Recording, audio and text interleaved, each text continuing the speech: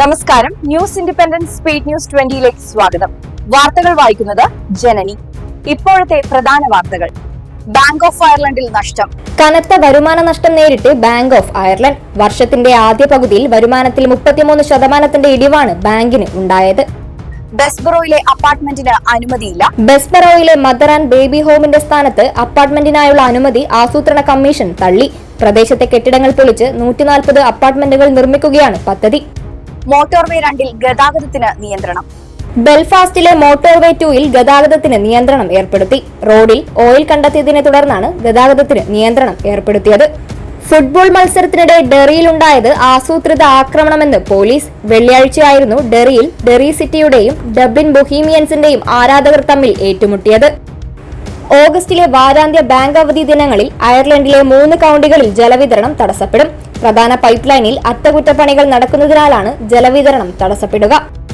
ഫെർമനാഗ് വെടിവെപ്പിൽ കൊല്ലപ്പെട്ട അമ്മയുടെയും മക്കളുടെയും സംസ്കാരം ശനിയാഴ്ച ജന്മനാട്ടിൽ ക്ലെയറിലെ ടെമ്പിൾ മേലി സെമിത്തേരിയിലാണ് 3 പേരുടെയും മൃതദേഹങ്ങൾ സംസ്കരിക്കുക.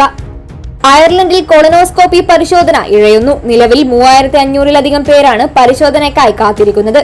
രോഗികൾക്ക് കാത്തിരിക്കേണ്ടി വരുന്നത് 3 മാസം. അയർലൻഡിൽ കൊടുങ്കാറ്റിന് സാധ്യത.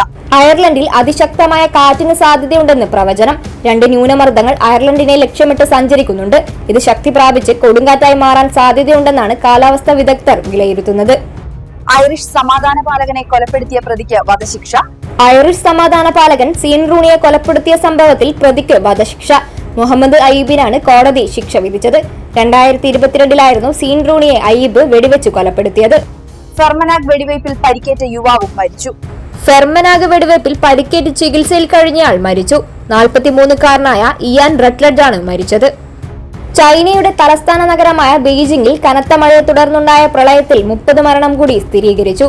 ഇതോടുകൂടി ബെയ്ജിംഗിന്റെ സമീപ പ്രദേശങ്ങളിലടക്കം മഴക്കെടുതിയിലുണ്ടായ മരണം 34ആയി. ലണ്ടൻ മേയർ സാദിഖ് ഖാൻ വൃത്തികെട്ട വ്യക്തിയാണെന്ന് ഡൊണാൾഡ് ട്രംപ്. സ്കോട്ട്ലാൻഡിൽ ബ്രിട്ടീഷ് പ്രധാനമന്ത്രി കെയർ സ്റ്റാർമറിനൊപ്പം നടത്തിയ വാർത്താ സമ്മേളനത്തിലായിരുന്നു ട്രംപിന്റെ പരാമർശം. പഹൽഗാമിൽ ആക്രമണം നടത്തിയ ഭീകരരെ വധിച്ച് ഇന്ത്യൻ സൈന്യം. ആർമിയുടെയും CRPFന്റെയും ജമ്മു കാശ്മീർ പോലീസിന്റെയും സംയുക്ത സൈനിക നടപടിയായ ഓപ്പറേഷൻ മഹാദേവിലൂടെയാണ് പഹൽഗാം ഭീകരാക്രമണത്തിൽ പങ്കെടുത്ത 3 ഭീകരവാദികളെ വധിച്ചത്. ജാർഖണ്ഡിൽ തീർത്ഥാടകർ സഞ്ചരിച്ച ബസ്സും ട്രക്കും കൂട്ടിയിടിച്ച് 18 കാൻവാർ തീർത്ഥാടകർ മരിച്ചു. ദിയോഗർ ജില്ലയിലെ ജമുനിയ ഗ്രാമത്തിന് സമീപത്താണ് അപകടമുണ്ടായത്. TP ചന്ദ്രശേഖരൻ വധക്കേസ് പ്രതിക്ക് കുഞ്ഞിന്റെ ചോറൂണിന് പരോൾ അനുവദിക്കണമെന്ന ആവശ്യം തള്ളി ഹൈക്കോടതി. കേസിൽ ജീവപര്യന്തം ശിക്ഷ അനുഭവിക്കുന്ന 6ാം പ്രതിയായ സിജിത്തിനാണ് കോടതി പരോൾ നിഷേധിച്ചത്. വാങ്കഡെ സ്റ്റേഡിയത്തിലെ BCCI ഓഫീസിലെ സ്റ്റോർ റൂമിൽ മോഷണം.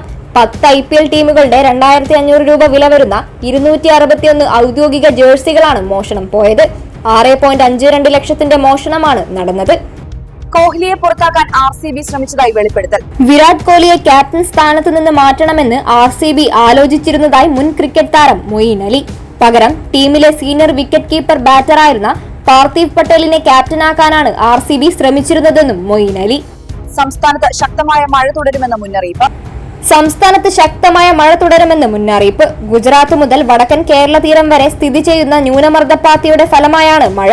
മത്സ്യത്തൊഴിലാളികൾക്ക് കടലിൽ പോകുന്നതിന് വിലക്ക്. വാരാന്ത്യ ദിനങ്ങളിൽ അയർലൻഡിൽ ചൂടുള്ള കാലാവസ്ഥ.